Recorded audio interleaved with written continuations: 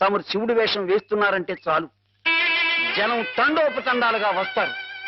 టిక్కెట్లు బ్రహ్మాండంగా తిరుగుతాయి. డబ్బు వడగళ్ల వాళ్ళ కురుస్తుంది.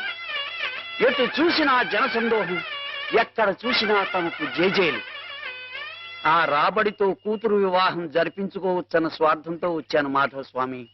ఆడపిల్లకు పెళ్లి జరిపిస్తానంటే మా వంతు సహాయం మేము తప్పకుండా చేస్తాం సూర్యారావు గారు. ధన్యుణ్ణి స్వామి.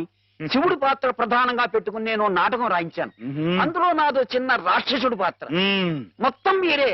అంతా శివమయం. రుద్రం భజే శౌర్య భద్రం భజే అని మేము స్తోత్రం చేస్తుంటే తమరు పరమశివులు తాండవం.